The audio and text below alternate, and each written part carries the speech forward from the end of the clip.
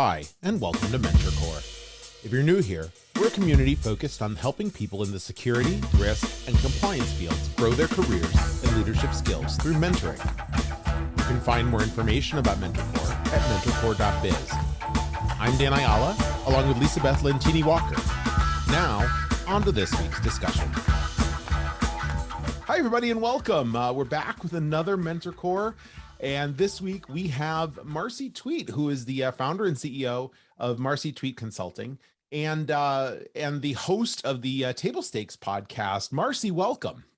Hi, great to be here with you guys. Thanks for having me. Sure. Well, Marcy, why don't we start out with a little bit about who you are and what's your backstory? Yeah, absolutely. So I have been working in what I think I would call term social impact for a long time, and that morphed into corporate social responsibility and corporate citizenship, and now what the world would refer to as ESG, in environmental, social, and governance practices, for my entire career. I started in the nonprofit sector, working in government relations, nonprofit fundraising and marketing, and then made the jump over to corporate. I led corporate sustainability and sustainability for the Americas region of the world's largest steel company for a number of years. And then in 2018, after I had gotten my MBA from Kellogg, left that company and had fully expected to land back in a corporate gig. And, I always joke that if there was a head of sustainability job open in 2016, 2017, 2018, I probably interviewed for it. And I just kept taking consulting projects. And now here I am 4 years later, still an entrepreneur, and have really just fallen in love with this world of ESG consulting. And there's so much movement and excitement happening in every company around the world related to environmental and social and governance issues right now. It's been a wonderful place to be, and I'm super glad to be out on my own.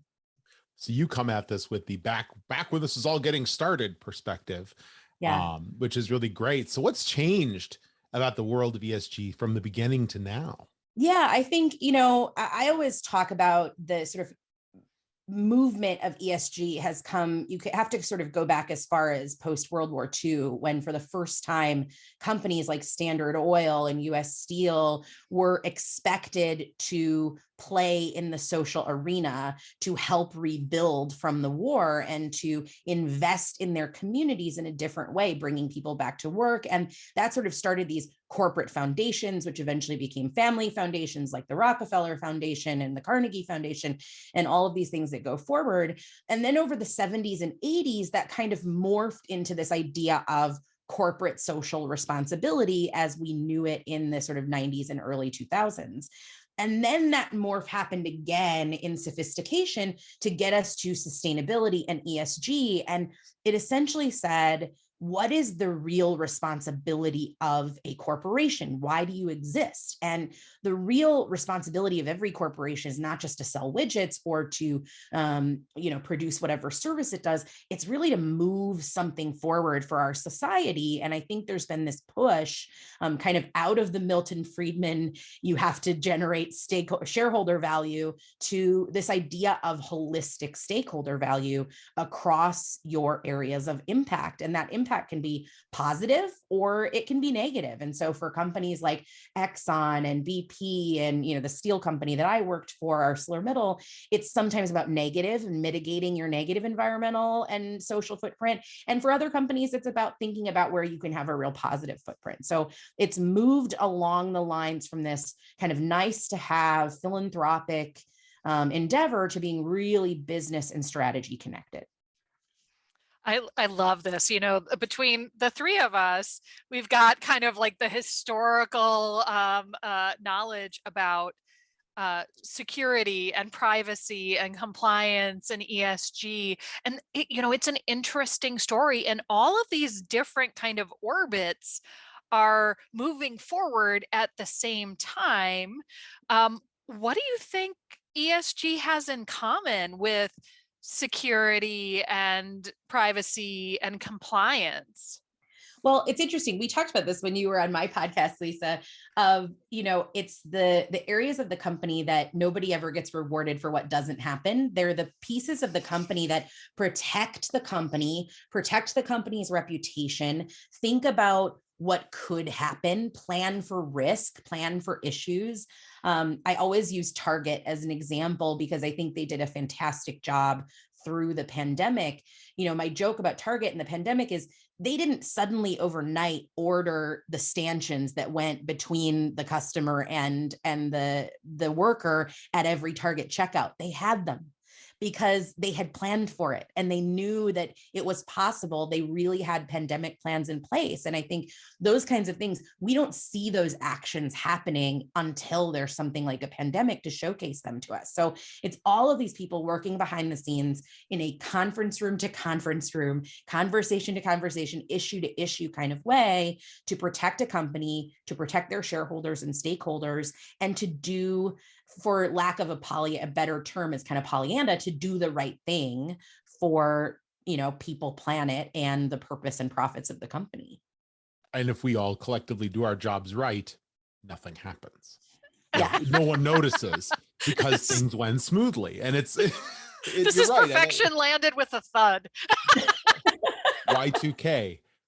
Yes, today is the day we're recording this is 2/2/22, and there was a joke earlier about, do we need to set our computers for this? And of course, thoughts went back to Y2K and all of the work that went into the planning of Y2K, which meant that the day happened and everybody went, see, it wasn't a big issue. Now, granted, in a pandemic, far easier to see that it is a big issue, but in many cases, there's so many things happening in all of these fields that that happen and nobody notices, which means good job for us. We did the right things. And the pandemic is one of those things where you see companies that have gotten things right early on. My husband works for a legal tech and consulting firm out of California. And when my husband got hired with his company 5 years ago, they did all his interviews on Zoom. And I remember them mailing him a computer like directly from Apple. And I'm like, who are these people? Like, they're not flying. And he was interviewing for a director level job. Like, he wasn't, a low level person in the company. And I'm like, they're not flying you out there. They're just mailing you stuff. And they've done incredibly well through the pandemic because they had planned for this. They kind of knew what was coming. It's almost, I think, compliance and security and ESG have to be the futurists for a company and have to think about what's coming, what's next. And I think we're all in this place too, where the pandemic is really top of mind, but people keep asking me in ESG, like, what's the next thing we should all be planning for? And I think compliance and security and ESG is already there. We're thinking about what's coming next and what could hurt us or what could help us. I love that. Now, I know that one of the things that you're really passionate about is where you're spending your dollars from an investment standpoint. And one of the things I heard you talk about was kind of the Marcy Twete standard for, do you invest in a company or not based on what you're seeing from a sustainability perspective?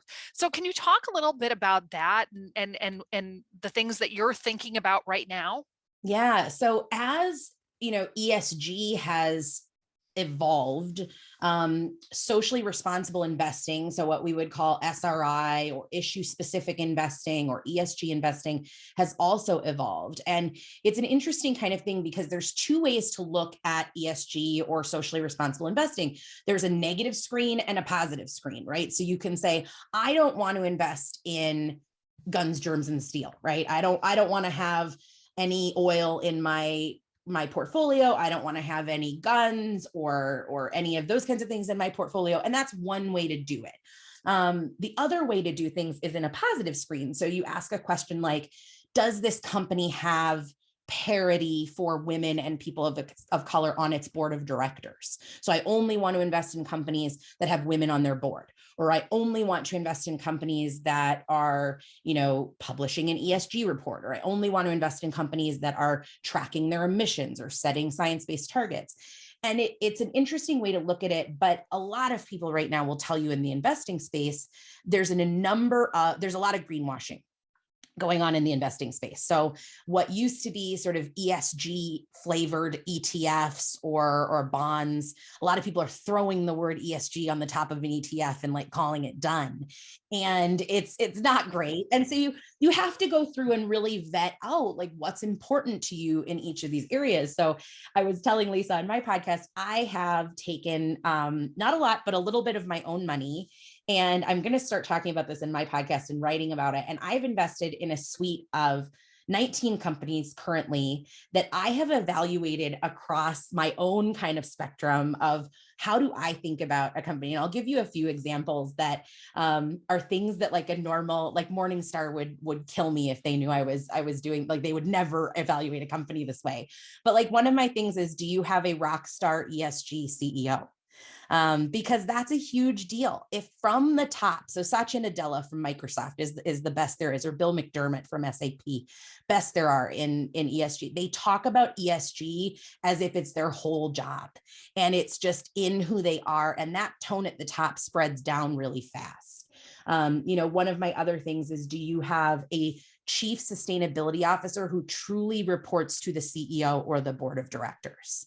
I look at multiple levels of diversity. So a lot of ETFs and investments look at board diversity.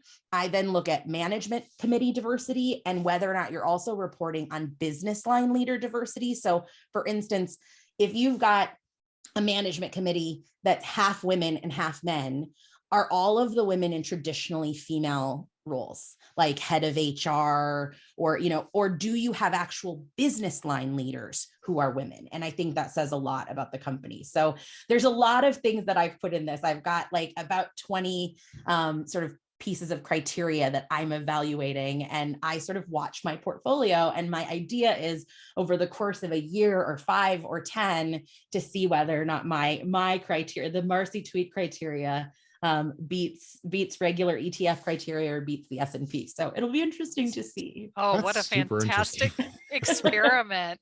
And FYI, for anybody who follows the SEC, I think you'll probably end up seeing more disclosures that can help you make these decisions, and certainly much more enforcement of funds that are labeling themselves ESG and either not voting the way that they say they will, or not actually having anything underneath it. So it'll be interesting times for sure. Well, and it's one of those things, I think it's become more commonplace for individual investors, but read sustainability reports, especially when you're thinking about if people are listed on a stock exchange, they better have a sustainability report or they better have some information on their website. If they don't, it's a huge red flag. But you can find out a lot about these companies in the same way you can by reading a 10K or reading an annual report. But a sustainability report puts the sort of ESG at the forefront, and it's incredibly transparent. It often freaks out the lawyers in the room, right, of how transparent we often are in ESG to say, here's the good, the bad, and the ugly, and what we're doing about it. Let's take that transparency so being in the security and the privacy space and the data protection, the word transparency comes up a lot in terms of data and data use. And I'm curious if you're starting to see data becoming part of the greater part of the social component of ESG moves, whereas it's been different topics up to now. Is data starting to play more into that in terms of how it affects bias, what level of transparency you've got? Is that becoming a thing in ESG now? Yeah, absolutely. I think data and data management and data verification in general has been incredibly important. The investors who are the best in this space are saying, hey guys, it's no longer enough for you to put the number on the page. We need to know where it came from. We need you to show your work and go through these processes. And especially as companies are you see a lot of companies setting 2030 goals or 2040 goals. Investors are saying, like, you don't just get to check the box on that 2030 goal. You have to tell us how you got there, be transparent about what the data really shows, and let us know what's there. And, I think investors are getting smarter to this. One of the things that we've seen in ESG over the course of time, it's kind of an awful example, but it's true. If you had read Volkswagen's ESG reports incredibly closely over the years prior to the emissions scandal, you could have seen it coming. And some investors did, because there was a point at which Volkswagen just kind of stopped talking about tailpipe emissions after they'd had whole sections in their ESG reports about tailpipe emissions. They just kind of stopped. Now, there's 100 people in between the stuff that happened at Volkswagen and the ESG person who pressed send on that report, right? And so it's not their fault, but at some point, somebody could have gone, and I'm certain that someone in Volkswagen did, hey guys, what's going on here? Like, why are we no longer doing this? Why are we no longer talking about this? And investors are getting really smart to that. When you see investors have there are a number of investors that have really sophisticated AI systems that will crawl your report and find sections that you removed year over year. The modern and go, canary. okay, yeah. Yeah, what happened here? Why aren't you talking about it? Why have you suddenly, all of the pharmaceutical companies who are involved in the opioid use scandal suddenly stopped talking about abuse and started talking about misuse? It was a very calculated move, and investors saw it and they recognized it and they paid attention to it. And if they did their right job in ESG, they adjusted their portfolios accordingly. So I love where this is going. For the uninitiated, so I know there are lots of people in compliance and there are lots of people in security who have not taken the time to read an ESG report because that's just a little extra. And you know how I feel about making sure that you are a scholar of your company.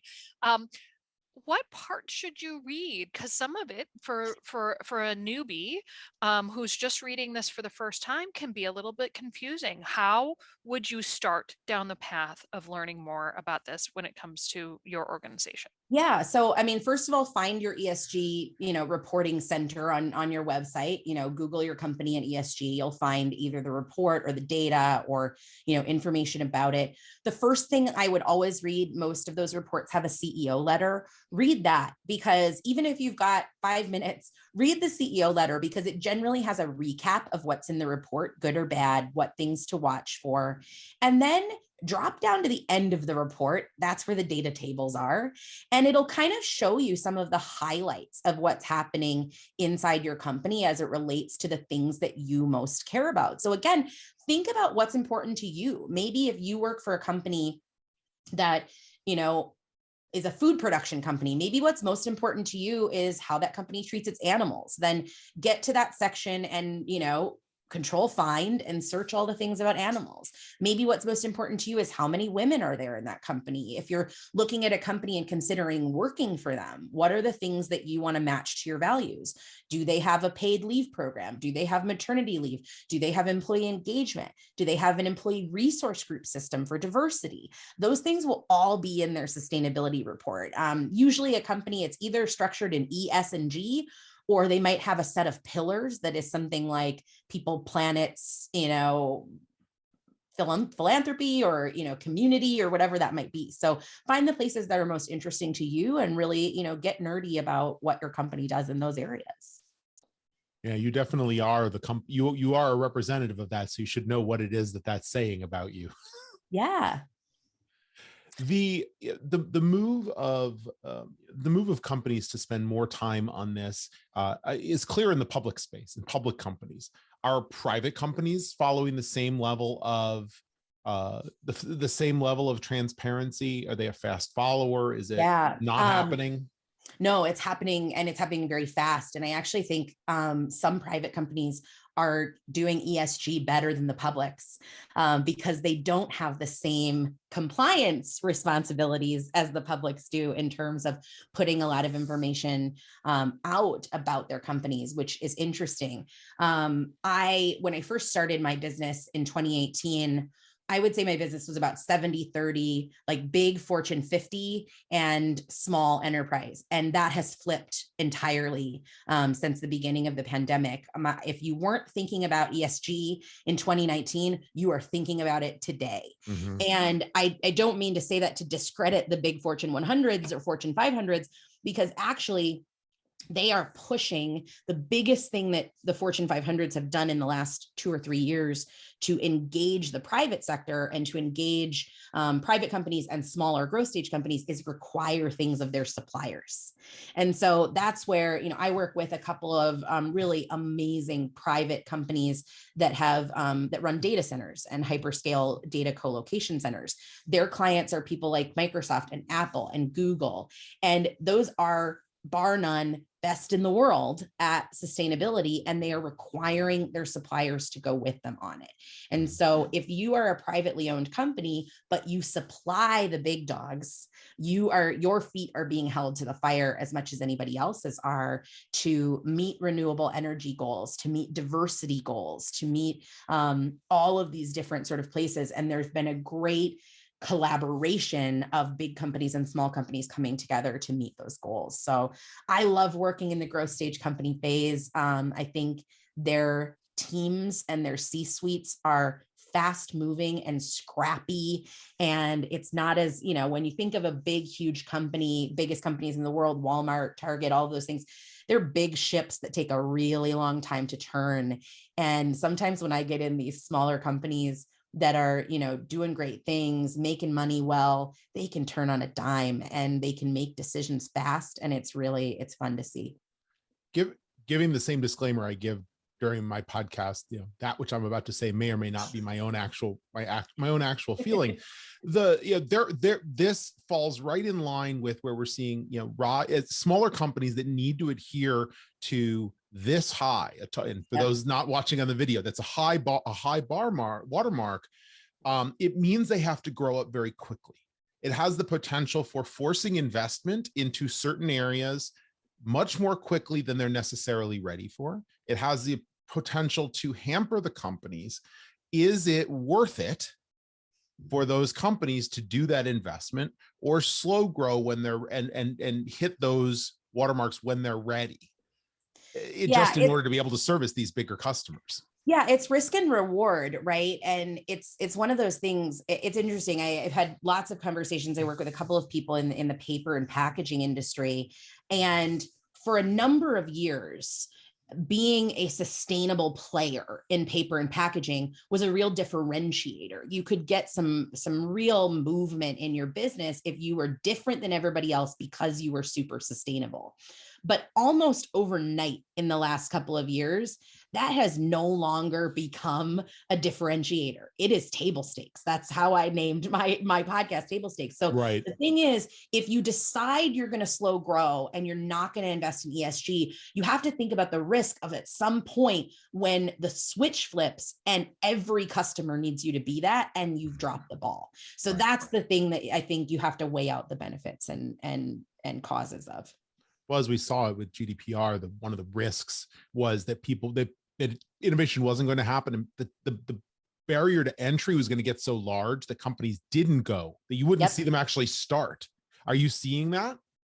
Yeah, I mean, I think there's some where people are afraid to start, but there's also this sense, there's a feeling in the sort of chief sustainability officer world that sometimes our job is to put ourselves out of a job. I don't know that I necessarily agree with that, but some of these companies that are starting ESG are doing it a little bit backwards, because it used to be, okay, I want to start a CSR and ESG function. Well, I hire someone, I staff a team, I go through this process of doing that. And that's true. And you can do that. But some of the best companies that I work with right now are saying, do we really need a team?